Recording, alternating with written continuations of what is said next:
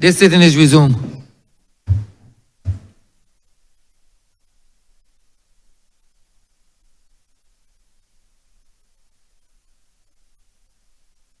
Order number 10, sir. Order number 10 in the name of the Honourable Minister of Home Affairs and Information to move the second reading of the Immigration Bill 2025. Honourable member Christchurch East.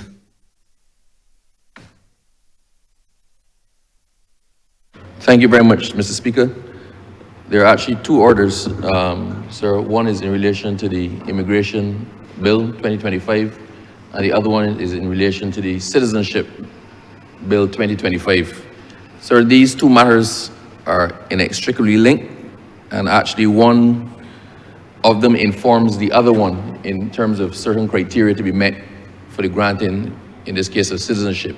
So it's convenient, sir, and I ask that I be allowed to take them as a cognate debate because it makes sense, sir. The question is that the two bills be debated as a cognate debate in that they are inextricably linked. All those honourable members in favour, please say aye. Aye. Those against, please say no. We think the ayes have it. Thank you, sir. Sir, it is late in the day. I am aware. I look across, I look around, and I see the lean, hungry look of some of my colleagues, sir, who will weather the storm. I also am painfully aware, sir, that my PS, the Chief Immigration Officer and Immigration Consultant have actually been here since this morning to lend support. So I will try to be as brief as I can while doing justice to these two signal pieces of legislation. So let me start by saying what we have here is a game changer. It is a game changer for Barbados locally. It's a game changer for Barbados as part of a regional unit. It is a game changer for Barbados on the international stage. By way of introduction, sir, Barbados is at a critical demographic crossroads with an aging population, declining birth rates, and a steady loss of young, skilled citizens, creating a shrinking workforce that cannot sustain long-term GDP growth or support the rising costs of pensions, healthcare, or other social services. The erosion of our productive population, and by productive population I mean those who are still of working age, it threatens our nation's competitiveness, limits its ability to attract investment and fill skill gaps, and risks locking the country into a cycle of population decline, economic stagnation, and social constraints. Without urgent action, sir, these trends will undermine both the country's current prosperity and its future stability. To counterbalance these trends, sir, and safeguard national development, modern, effective immigration policies are required. Both these bills, sir, the Immigration Bill 2025 and the Citizenship Bill, will attract valuable human capital and investment, promote innovation, and facilitate economic diversification, strengthening our nation's competitive edge in the global marketplace. These are legislative reforms to modernize Barbados's migration laws to reflect evolving regional commitments and international trade obligations. This alignment, sir, underscores Barbados's commitment to regional integration and global engagement, reinforcing our status as a responsible, forward-looking member of the international community. Sir, we've heard it in here over and over. We know it. The governor of the central bank has alluded to it. The prime minister has spoken about it. We feel it. The minister who's responsible for social care knows it. All who are connected to the NISS are aware of it. Barbados is experiencing a sustained and well-documented population decline. This was confirmed by the 2021 population housing census and subsequent demographic data. The median age rose from 37.3 years in 2010 to 42.5 in 2021. I repeat that, sir. The median age in Barbados rose from 37.3 years in 2010 to 42.5 years in 2021, while the population in that same period fell by 8,731 persons, reflecting both rapid aging and overall contraction. To put it in context, one would expect over time that as people die, they're replaced by people being born, and at a faster rate. So populations tend to increase. We are in a sustained and significant population decline. This shift is intensifying demands on pensions, healthcare, and social services, and placing great pressure on public finances and infrastructure. I'm about to give some startling statistics, sir, that I was aware generally of it, but in the preparation for this debate and having to pull the figures together with the raw numbers in front of me, it gave me significant pause. Since 2016, births have steadily declined while deaths have consistently outnumbered them. In 2022, Barbados recorded 2,156 births against 3,338 deaths. By 2024, births fell to 1,995 compared to 3,088 deaths. Between 2021 and 2024, the total population decreased from 269,090 to an estimated 263,476, underscoring an accelerating natural decline. This has implications, sir, for all of us. As persons get older and they're not being replaced at the same rate, you're going to have a smaller workforce supporting an older aging population.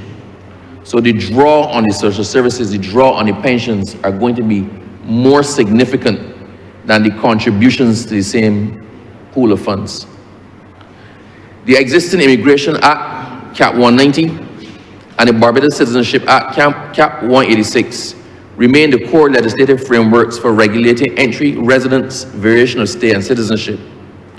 While both of these acts have had minor amendments over the years, significant legislative gaps remain, limiting Barbados' ability to respond competitively in a global environment where countries worldwide are leveraging modern immigration frameworks to balance population decline, stimulate economic activity, and attract skilled human capital.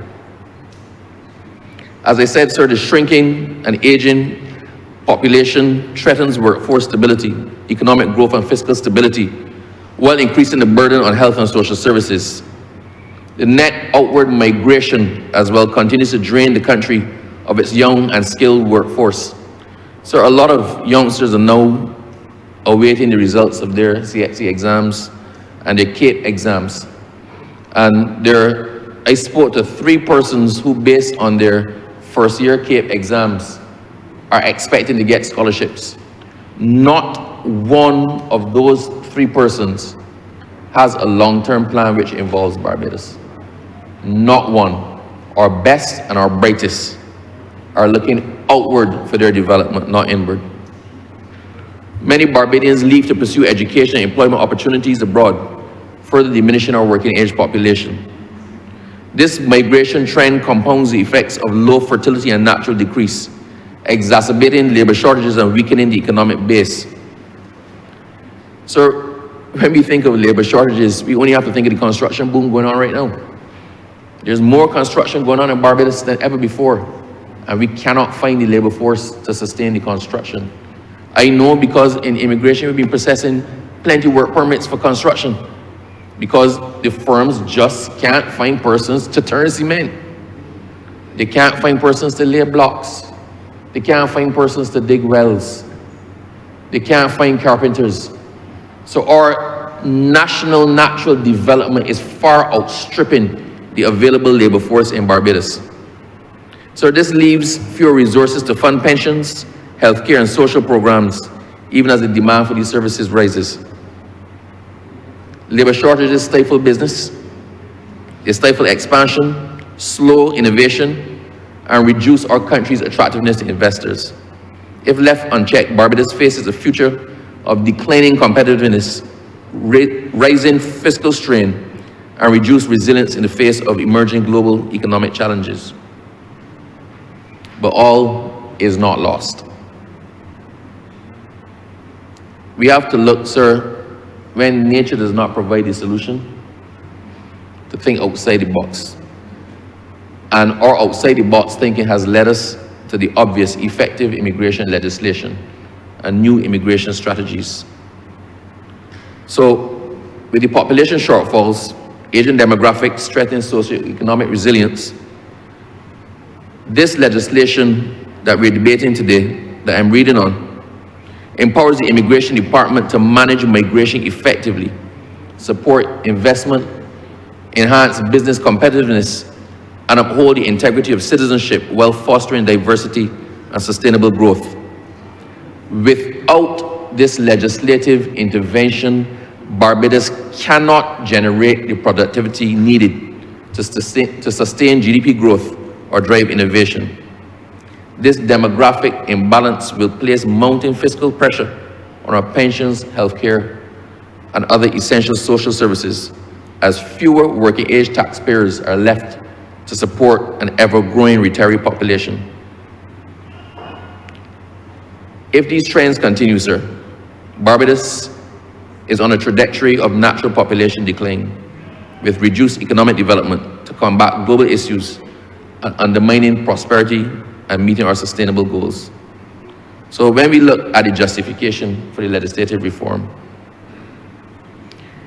the two bills together modernize the archaic laws and provide a forward-thinking, innovative, and comprehensive legislative framework which targets population decline while securing sustainable growth.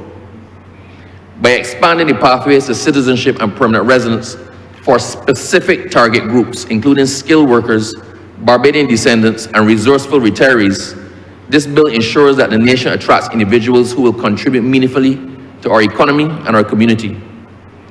It removes outdated and restrictive provisions such as abolishing the antiquated immigrant status. I think Barbados, sir, is probably the only country that I'm aware of that has such a status now. Most countries, the two immigration statuses are resident, permanent resident, and citizenship.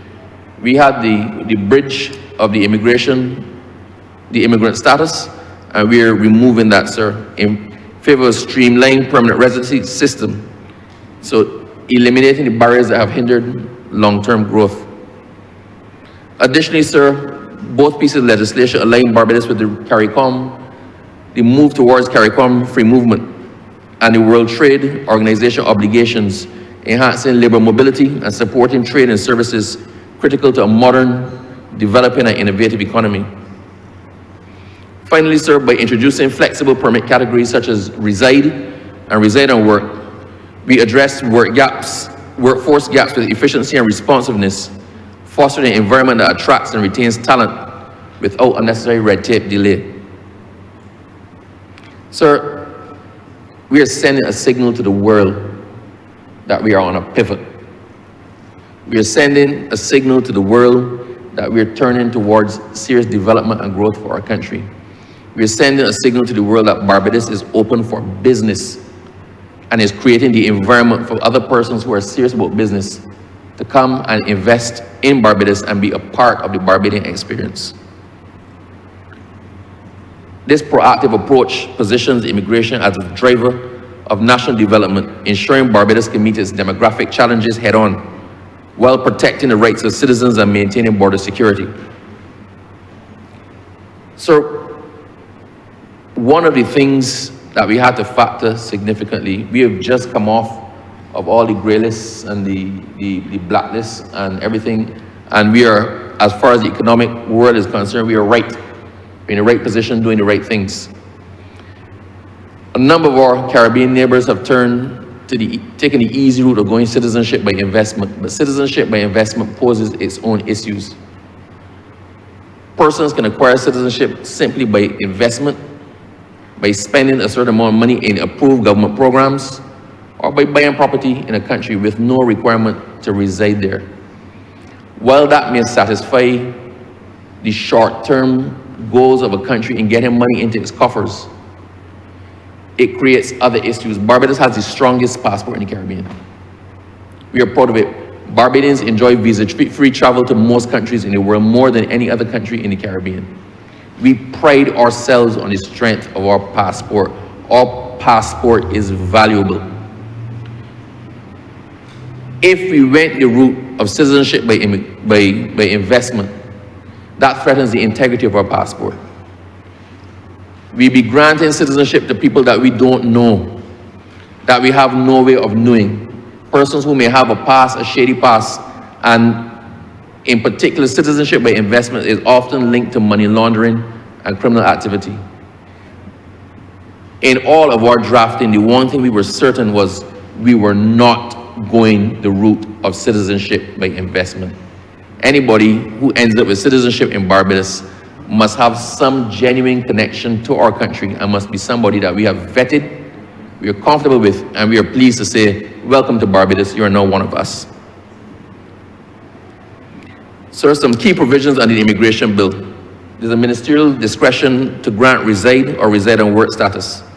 So the bill now empowers the minister to give permission to reside or work and work for flexible periods under tailored conditions. This formalizes and streamlines previous customary practices that were generally employed where persons married, citizens of Barbados married somebody and they came here with their spouse, with their partner, and the person applied for citizenship. The person had no status in Barbados, they had no work permit, they were in limbo. So the reside and work has been granted for years, but it has no legislative basis. It was a ministerial discretion with no legislative basis, intended to plug a gap until the person can actually qualify for some other status to allow them to reside permanently in Barbados.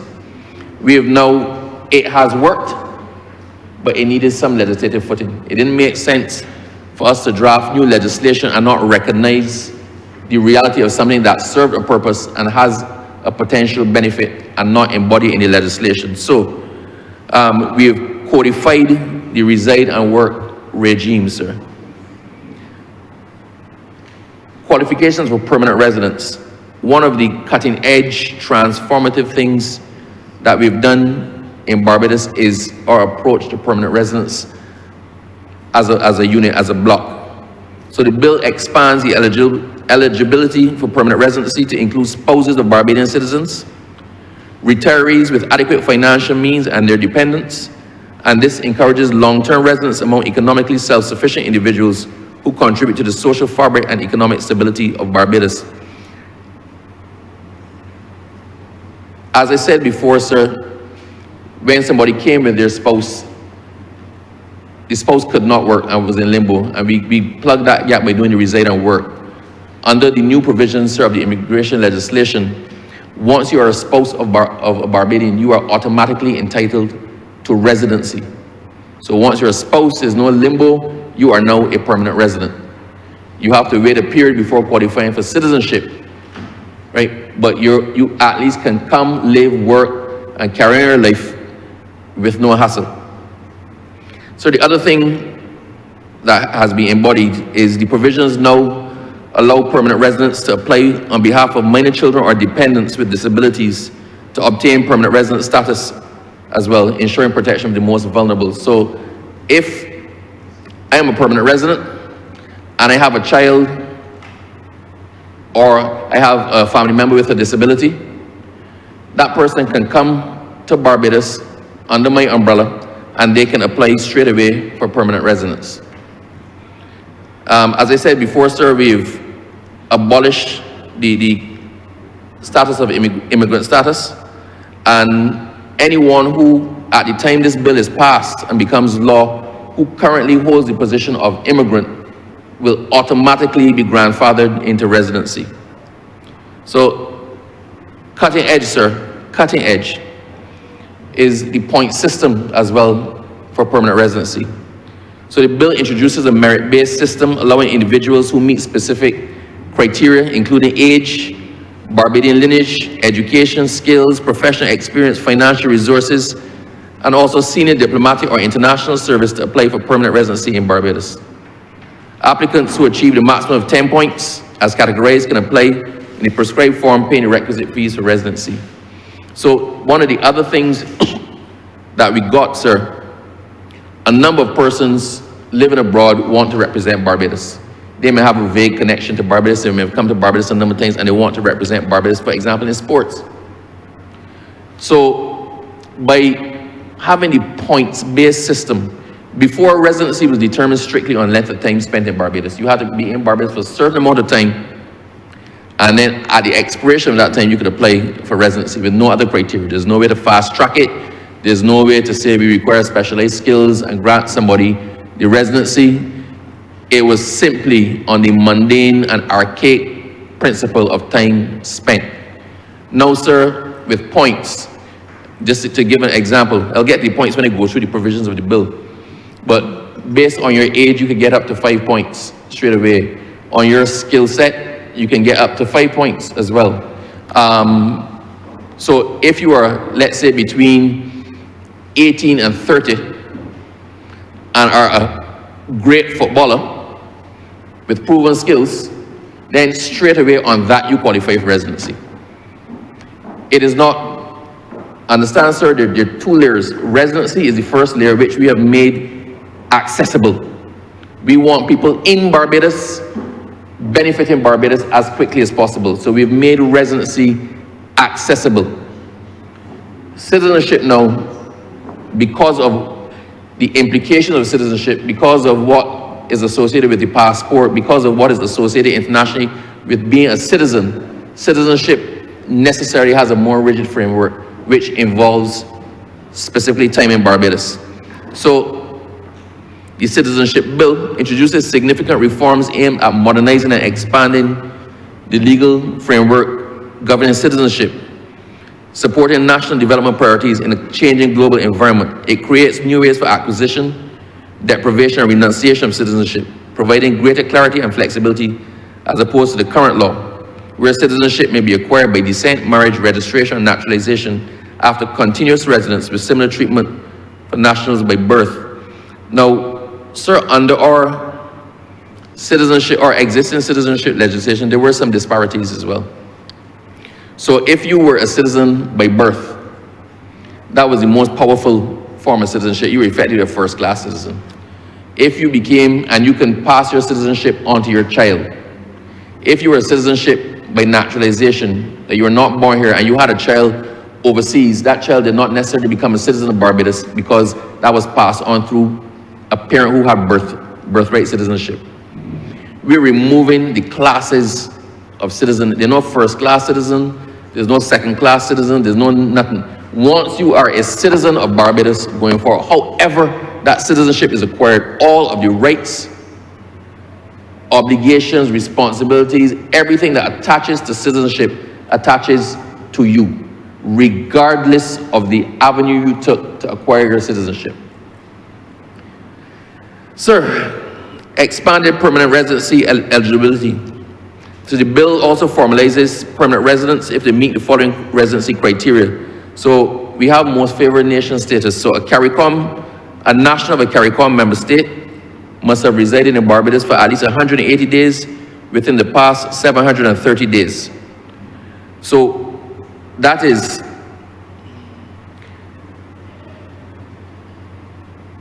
endowment division. 3 months per year for 2 years. So if you are from a CARICOM country, we make it easy for you. If you resided in Barbados for 3 months a year for a period of 2 years, at the end of 2 years, you can apply. So if you pick up the entire time in 1 year, it doesn't matter. You still have to go 2 years before you apply. But you can apply after 2 years, having spent 180 days, that's 6 months. For a non-CARICOM national, they must have resided in Barbados for at least 270 days within the past 1,095 days immediately preceding the date of the application. So once again, you have to do the 90 days a year, but you do it for 3 years, right? Because quite frankly, our CARICOM brothers and sisters must enjoy some competitive advantage in getting status in Barbados, especially if you're going to free movement, than somebody who is not a CARICOM nationals. So Barbados, more than anybody else, is towing the line for CARICOM integration and Caribbean unity. Yeah, that's worthy of a clap. Sir, the other thing we've done is the recognition of spousal independence of CARICOM skilled nationals. So the legislation explicitly addresses the difficulties spouses and dependents who accompany a CARICOM skilled national living in Barbados face in attaining citizenship, and creates pathways for spousal independence, easing their ability to acquire citizenship while promoting family unity within the regional labor movement. Under the last administration, despite all of the things, ideas, and policies and philosophies that informed CARICOM skilled national status, the last government interpreted the legislation to mean that if you came in on a CARICOM skilled national certification, any time spent in Barbados did not go towards the acquisition of any permanent status, which, quite frankly, was a nonsense, because somebody who does not look like us, coming from a country that is not our neighbor, here on a work permit, could have that same time credited towards the acquisition of a permanent immigration status. So we're making it easy for CARICOM skilled nationals, persons born in CARICOM. The path to getting residency for you, for your spouse, for your dependents has been simplified entirely. We recognize the legitimacy of your CARICOM nationality, and we factored that into making it easier for you than we make it for anybody else. Sir, one of the most significant changes that is being made is with respect to citizenship by descent. Currently, you can only get citizenship by descent if one of your parents is a Barbadian who was born in Barbados. First generation citizenship by descent. That has caused us a number of problems. This is perhaps the single most anticipated part of these two pieces of legislation. To acquire citizenship by descent, sir, it trickles down as far as great-grandchild. So not just your child, not just your child's child, but your child's child's child. There are many persons with Barbadian heritage living abroad in the diaspora who are in love with the idea of Barbados. They want to be recognized as a Barbadian. They've been trying to explore getting Barbadian citizenship. Some of these are promising professionals. Some of these are entrepreneurs. Some of these are athletes who want to represent Barbados. Right now, sir, I'm under pressure from someone living abroad who is the grandchild of a Barbadian who is an exceedingly talented athlete who just missed qualifying for the UK Olympic team, athletics, but they want to represent Barbados. They would easily qualify to represent Barbados, but they can't do it because with our narrow legislative framework right now, they are not the child of a Barbadian born in Barbados. And please note the difference as well. Your citizenship by descent, sir, we erase the initial qualifying criteria of the root person having to be born in Barbados. Once that person is a citizen of Barbados, however that citizenship was acquired, they can pass that citizenship down 3 generations. So this is perhaps the single most anticipated provision in the 2 pieces of legislation. Sir, additional grounds for citizenship, the revised legislation makes provisions for persons who are born outside of Barbados and who have the ability to become economically established in Barbados and have been resident in Barbados are meeting set criteria to be registered as citizens of Barbados. And also, sir, with respect to minors, there was a bit of a gender imbalance. I am real hesitant. The last time I mentioned anything called gender neutral, sir, I was castigated for it years ago and told never ever mention that again as informing any piece of legislation. So I will not say gender neutral. I will say non-gender specific for this one. If you were a minor who was adopted by a Barbadian male, your father had the right to apply for your citizenship. if you were a minor adopted by a Barbadian female, you did not qualify to get citizenship. So there was a serious, obvious imbalance right there. Why should the man be able to adopt a child out of love and care for that child, and the child be conferred with Barbadian citizenship, but the mother, the woman who equally loves, nurtures, and looks out for the child, cannot do it? It created an imbalance there that I cannot believe lasted this long without a great uprising, but we have corrected that, sir. So either adopter, regardless of gender, once you're a citizen of Barbados, can pass your citizenship on to an adopted minor. Sir, all of these here are meant to help promote our population growth, strengthen our global competitiveness, and ensure citizenship remains a value status and supporting inclusive social and economic development.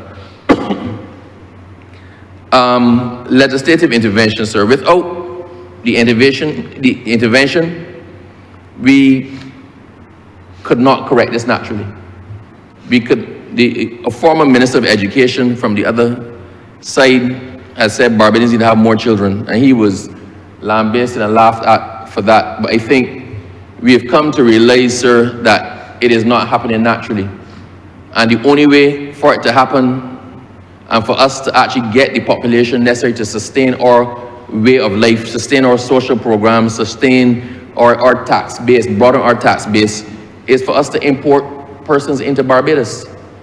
We're not importing anybody. We want people to come here who have Barbados at heart, who are Barbadians in their way of thinking, who identify with us as a people and who want to be a part of our Barbadian family. And when they come and they bring their children, and we expand the base to include up to great-grandchildren, straight away you can see that the pool that we're pulling from, we want to kick-start the population to try to get it back to where it's supposed to be, sir. So, I will go straight to the legislation because I'm feeling sorry for my colleagues who have been here the whole morning. So it is not often that you get to actually correct something that is offensive to you. I'm in the enviable position, sir, to be able to correct something that offended me for years. And it shows exactly how far behind the 8 ball we were and how much in need of addressing this legislation was.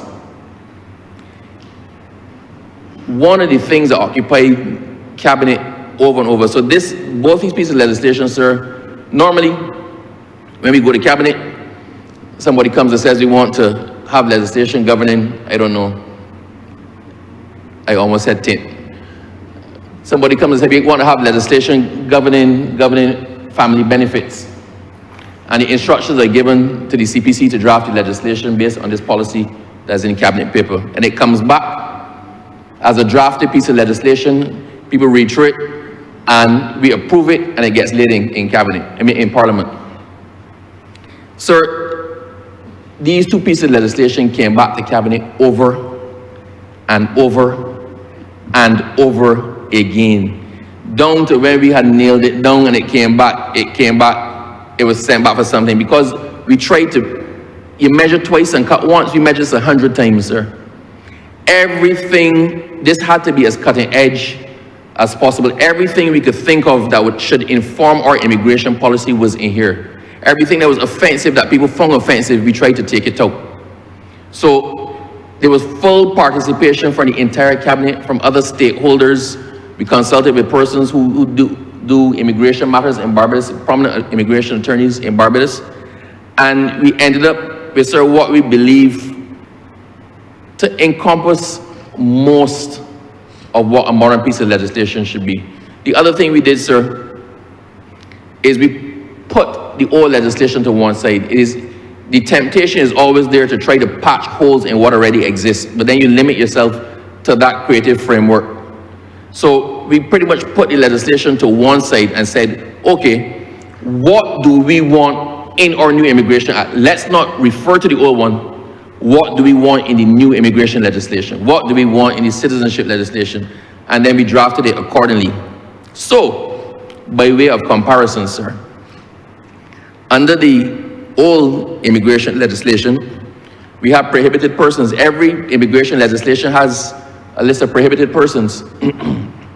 Under the old legislation, prohibited persons, category number one, idiots, imbeciles, feeble-minded persons, epileptics, persons of unsound mind or mentally deficient, dumb, blind, or physically handicapped to the extent of being unable to earn a living, or persons likely to become charges on public funds. That, sir, was the first category of persons. That, sir, was on every immigration form. Please refer to the back page. If you are one of the persons in that schedule, so every person applying for immigration status in Barbados up to now had to read through a form that says, if you're an idiot, imbecile, feeble-minded person, epileptic, I don't even have to look at it. I know it that well. Epileptic persons, unsound mind, dumb, blind, physically handicapped, whatnot. You can't come to Barbados. Not that you can't acquire status. This says you are prohibited. You should not even set foot in the country. Imagine in this day and age. In this day and age, our legislation says if you are mentally deficient, dumb, blind, or physically handicapped, you shouldn't be here.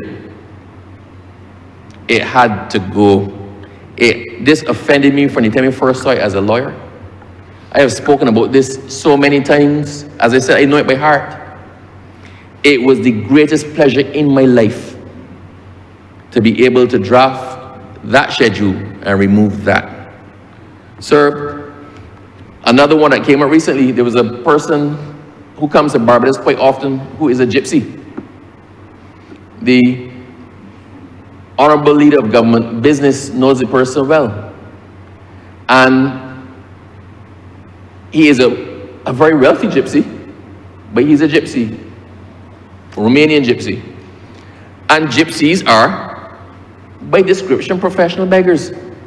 So he actually made the joke that he would like to come and live in Barbados, he would like to invest in Barbados, but by virtue of being a professional beggar and a gypsy, he didn't think he'd be welcome. I had to assure him, sir, that we don't really hold to that anymore. It is there because it hasn't been moved, but please feel free to come and bring your money and invest in our country. Other persons, sir, who would have been excluded from Barbados, if you were living in Barbados and had not been living here for 5 years, if you were convicted of one offense for the possession of cannabis, one offense for simple possession, which of less than a trafficable quantity, sir, even where the sentence was non-custodial, you know and I know that person will be deported. The only way you escape deportation was had you been living here for 5 years. So, all in the United States where weed is legal, marijuana consumption is legal most places, is decriminalized, simple possession is decriminalized here in Barbados. But if the police held you with a spliff, one spliff, out you go. You know we've begged for people over and over. They did nothing wrong. They might have been at a reggae show, at a something. You here in Barbados for 4 years, you got a job, you got a girlfriend, you got a child, and they hold you with a spliff and you have been deported. That had to go. Sir, another provision in there was persons seeking to enter Barbados who are not in possession of a passport. Sir, we changed that because even with the free movement, we're looking to recognize national IDs once they have sufficient biodata on them to verify. We know that some people, Americans, used to come in with driver's licenses, and persons in the OECS can travel in between OECS countries with driver's licenses and IDs. So while a passport is desirable, if you can explain why you're not traveling on a passport and your ID is sufficient to properly identify you and for us to do our background checks on you, then that is no longer prohibition to come into Barbados.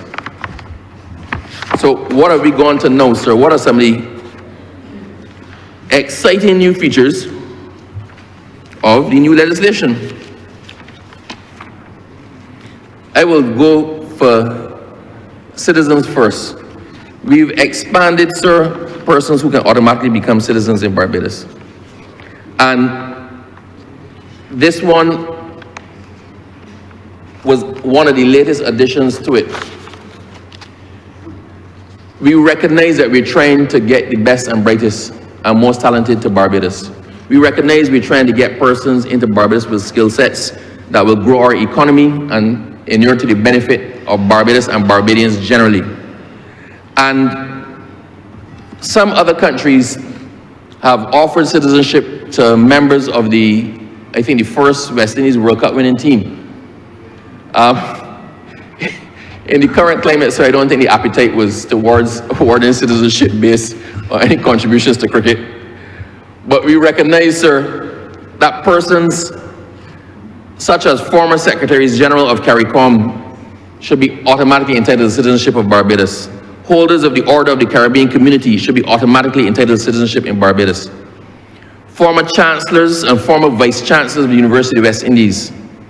Former heads of state of member states of CARICOM. Former heads of government of member states of CARICOM. And the spouses and dependents of the persons listed above. So effectively, sir, all who have made a contribution to the Caribbean, to our Caribbean way of life, to the development of CARICOM, automatically qualify upon application as of right to be registered as citizens of Barbados. Sir, with respect to the immigration legislation, sir, some key features. In following the philosophy that outlined the approach to former Secretaries General and former heads of state and whatnot, sir, persons who would qualify to be permanent residents of Barbados, persons who, by reason of age, Barbadian descent, education, skill, or experience, or have financial resources, or who have served in Barbados as a member staff of a diplomatic mission. So anybody, for example, from the Canadian High Commission, the British High Commission, the US Embassy, if you have served in Barbados as a member staff of a diplomatic mission, after you've finished your term, you can apply for and you will be granted residency in Barbados. Because, sir, we actually have a number of persons. There's one person, I'm going to call his name, sir, with your permission, if you trust me to do so. Flores is a very difficult last name. Flores, sir, we all know Flores. Flores came to Barbados with an international mission. Flores was the happiest person in the world to get Barbadian citizenship. When I advised him that we have relaxed the provisions in relation to persons with diplomatic missions and whatnot, Flores was excited. Flores wanted Barbadian citizenship. He came here as an expat. He integrated himself into the life of Barbados. By the time he left, sir, he was more Bajan than a lot of Bajans. But it meant so much to him. And he is not the only one. A number of persons who come here with their skill sets and bring their skill sets to diplomatic missions want the option to continue to live in Barbados afterwards.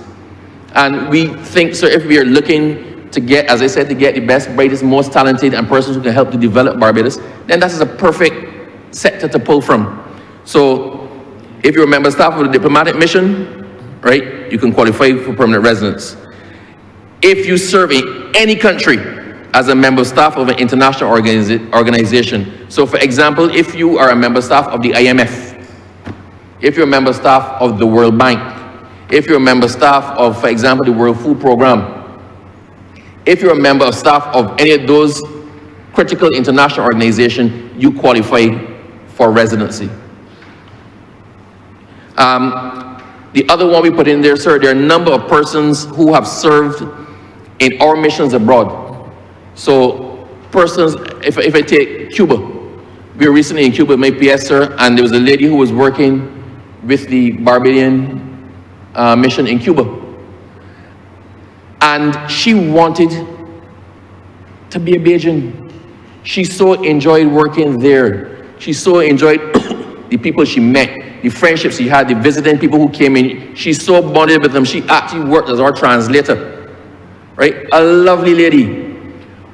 All she wanted was to be a Bajan. And when I actually told her, I said, any new changes to our legislation, we are looking at giving residency to persons who work in our missions abroad. So that woman was overjoyed. Once we passed this, eventually, sir, the first phone call I'm going to make is to the lady. I'm going to try to tell her in Spanish, which may not go down well, but she will get the message, sir. That will be my first phone call to that woman. I'm picturing her in my mind when I think about persons who so want to be a part of the Barbadian experience and to live here. Sir, as I said, it's on a points basis. The other thing as well, sir, is we made a provision for excess points. So if you're an exceptionally skilled person and you can easily get the 10 points, but you have qualifications that will give you points past the 10, then you can actually allocate those points to a dependent who can benefit from those points in order to qualify for residency. So the more skilled you are, the more you bring into Barbados, the more we are welcoming you and everybody who's coming with you. Sir, the one concern that was raised was, what about persons who, for example, have gotten citizenship by investment in another country, in another Caribbean country, and are coming here trying to leverage that citizenship by investment as a CARICOM national to get citizenship in Barbados.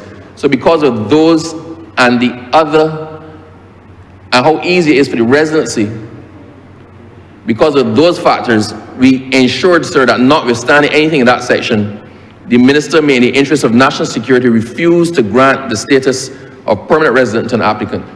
So, although you may qualify, your qualification does not, as of right, entitle you to the residency. The minister, whoever that person is, can still look, do background checks and say, well, actually you qualify, but we don't want you, and can refuse that status. So in the interest of national security, sir, we have reserved unto ourselves in the legislation the ability to refuse residency to somebody who would otherwise qualify.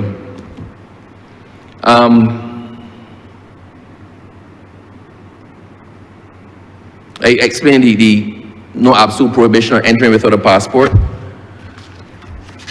I'm just trying, so I have so many notes on this. I'm just trying to get to the key ones, just because in my bosom resides some mercy, sir. The other thing that we've put in here is the fee for the application to revoke a deportation order. We have in our provisions the ability, when somebody is deported from Barbados, that person after a certain amount of time can apply to Barbados, can apply to come back to Barbados, they can apply to have their deportation order lifted, rescinded, revoked, whatever you want to call it, they can apply for it. And we have had a number of persons who have made the application to have the deportation orders revoked. I think perhaps, sir, that may count, I'm looking at the Chief Immigration Officer, that may count as perhaps the biggest application that we have in persons trying to come back to Barbados and trying to have their deportations orders rescinded or revoked. It is done at no cost. You write to the Chief Immigration Officer or you write to the Minister. It is considered, a report is done. If, sir, you have a clean record and you've been out for a significant amount of time, then we normally let you back in. We normally lift the deportation order. But, sir, some people have been taking it to the extreme because earlier this year, somebody was deported from Barbados, and the following month, not 28 days after the person was deported, they wrote asking for the deportation order to be lifted. Some people do it within a year. And it is making a bit of a nonsense of it. The thing is, we accept, for you to be deported, it means you did something to offend the laws of Barbados that required you to have to leave. So we are prepared to consider your application, but for that consideration, there's a fee of $3,000, which is non-refundable.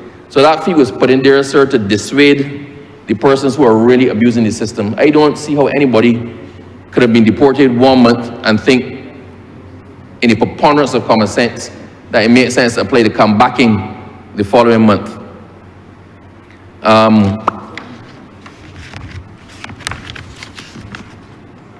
Sir, we also tightened our legislation with respect to smuggling of persons. So we have clause 33 of the bill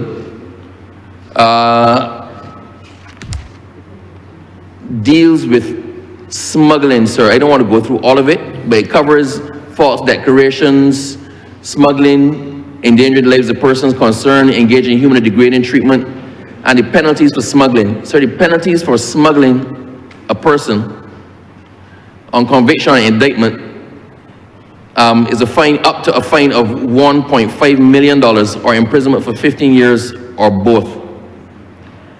A person who is convicted of smuggling with aggravation is liable on conviction to indictment to a fine of $2 million or imprisonment for 25 years or both.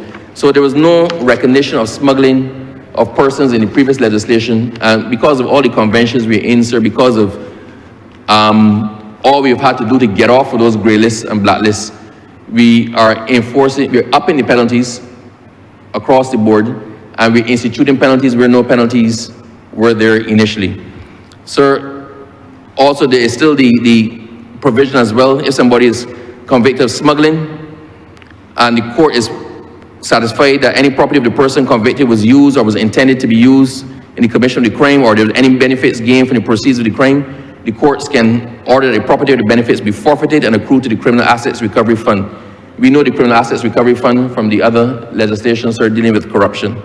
And this property includes money, valuables, or other movable or immovable property.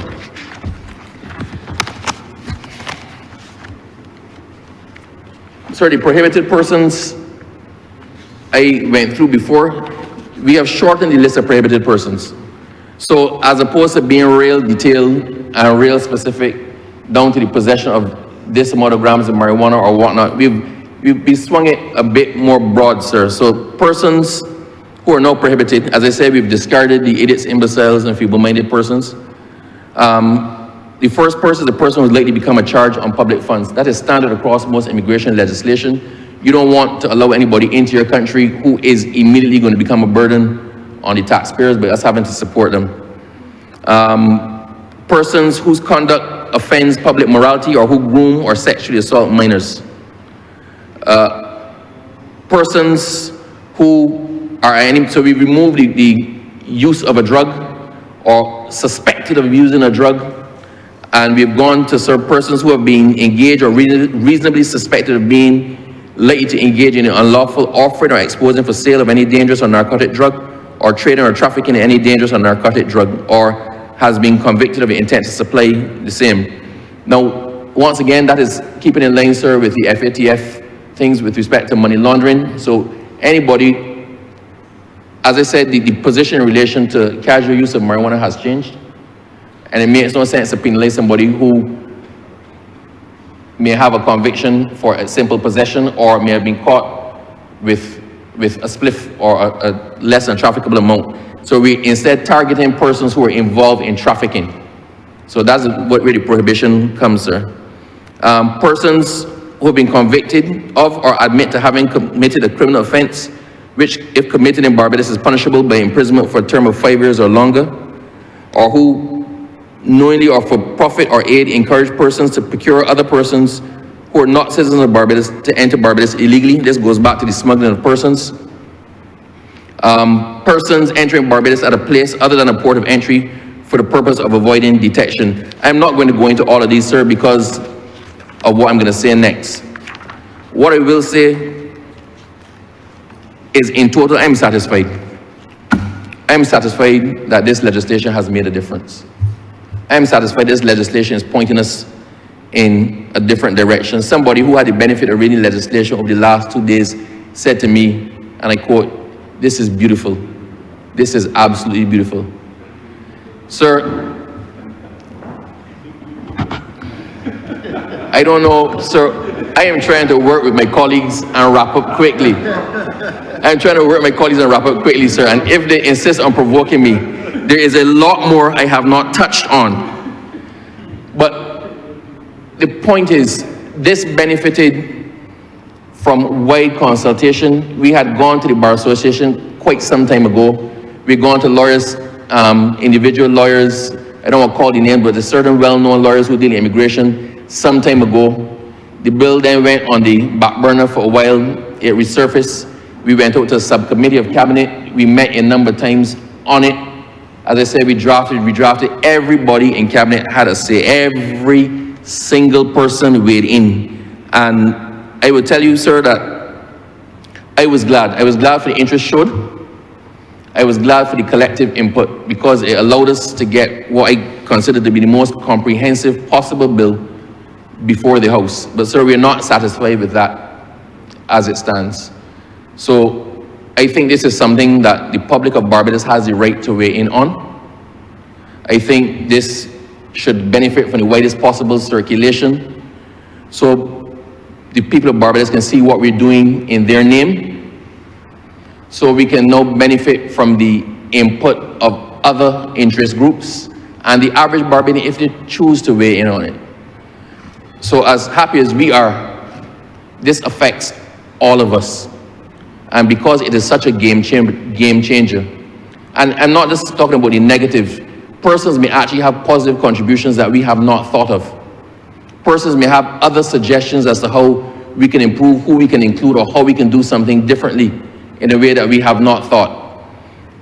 It benefited from wide consultation in cabinet, so I think it can benefit from even wider consultation with the public and people of Barbados. For that reason, sir, I am going to move that I'm going to ask that this bill be referred to the subcommittee of Parliament for Governance and that further debate be suspended until that committee has given a report.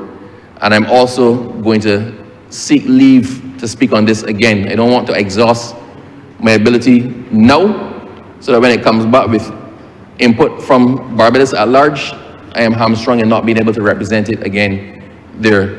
So having said all of that, it is my great pleasure to put the Immigration Bill 2025 and the Citizenship 2025 before the people of Barbados for their consideration. I thank you, sir. Honourable member, you therefore want to move that this bill be sent to select committee. Yes, sir. The question that the aforementioned bills be sent to the select committee and further consideration of this bill be postponed until it comes back from the select committee. All those members in favor? I may leave to speak again, sir. Yeah, and the mover of the bill has also reserved leave to speak again. All of the motions, sir. That the first motion is that the bill be sent to select committee.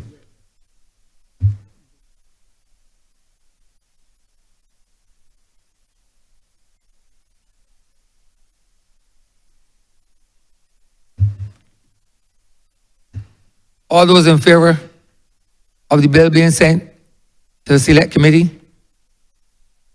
please say aye. Those against, please say no. Me think yes have it. Those who also vote for it to be reserved until it's sent back from the select committee. All those in favor of the motion, please say aye. Those against, please say no. Me think yes have it.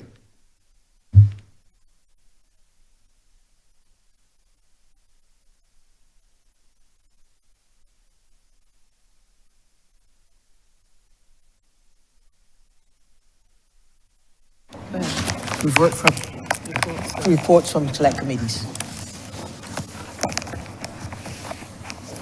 You got it.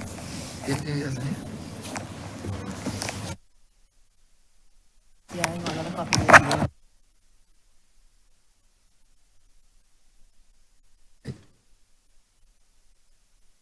I'm in receipt of a report of the Standing Orders Committee of the Honourable House of Assembly. The committee comprising His Honour N.G.H. Roa, Deputy Speaker, Honourable K. McConney MP, Honourable Dwight Sutherland MP, Honourable D.H. Mill MP, Honourable S. Joe Bradshaw MP, Honourable Wilfred Irvins MP, Honourable M.K. Cal MP. Met on Tuesday, 29th July 2025 to consider and to agree to the proposed amendment to the composition of the Joint Select Committees by increasing it by one member from the Honourable the House of Assembly pursuant to Standing Order 58A3, which reads as follows. Each committee should consist of 7 members from both Houses of Parliament, of whom 4 shall be from the House of Assembly, and of whom 4 shall be a quorum.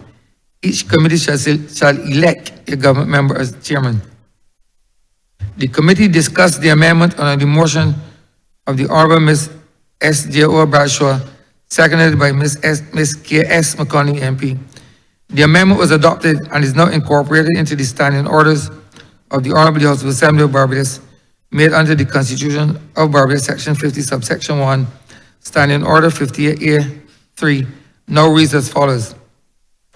Each committee should consist of 9 members from both Houses of Parliament, of whom 5 shall be from the House of Assembly, and of whom 4 shall be a quorum. Each committee shall elect a government member as chairman. The committee is therefore pleased to present the amendment as that of worthy commendation and supports the adoption by the Honourable the House of Assembly. Signed, Chairman, Acting, dated this 12th day of August, 2025.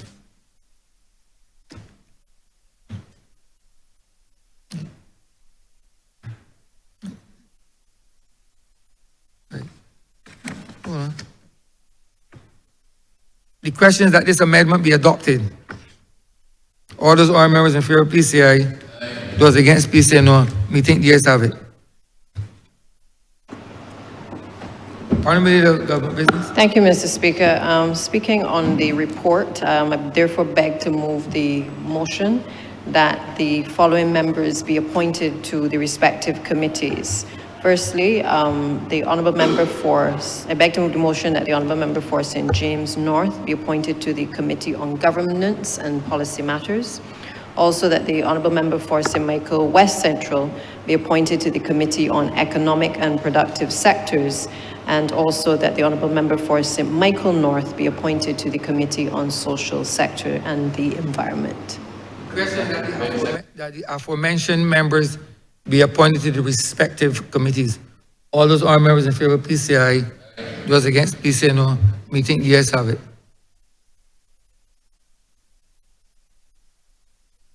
Honourable Leader of Government Business.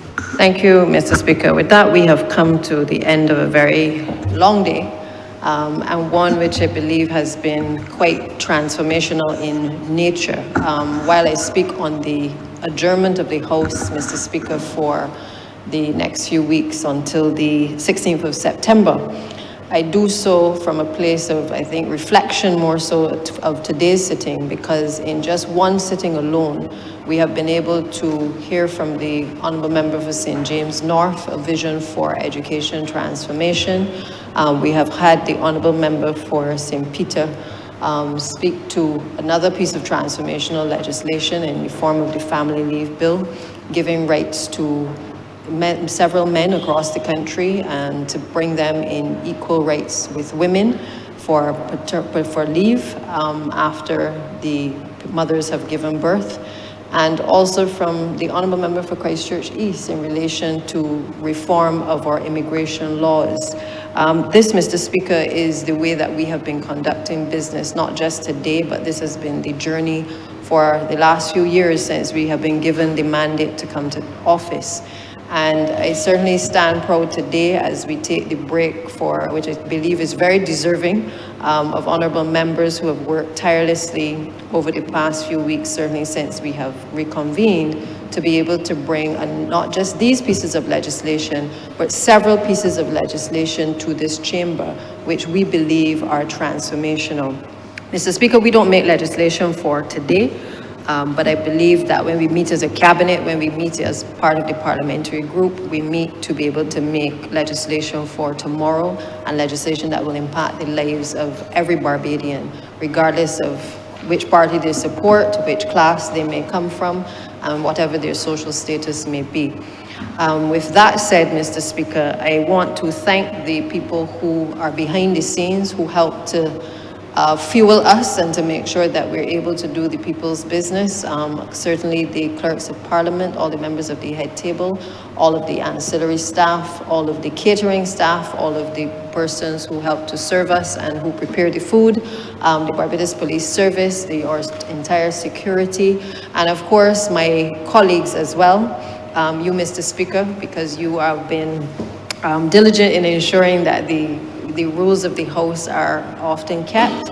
And indeed, the Leader of the Opposition, who has kept us indeed on our toes as well. Sometimes we agree with him, sometimes we don't. And sometimes he seeks to mislead, and sometimes we have to put him in his place. But that is the nature and the cut and thrust of this place. And we do so certainly in the spirit of doing what is in the best interest of the people of this country. Without the people, Mr. Speaker, we could not be here. We are grateful. I think I speak on behalf of all honourable members that we are grateful for the people who sent us here to do the work in their name. And with those few words, Mr. Speaker, as I speak on the adjournment, I therefore beg to move the adjournment of the House until Tuesday, the 16th of September at 10 a.m. The question is that this honorable chamber be adjourned until the 16th day of September 2025 at 10 a.m. in the forenoon. All those honorable members in favor, please say aye. Those against, please say no. Meeting, yes, have it. This honorable chamber stands adjourned until the 16th day of September 2025 at 10 a.m. in the forenoon.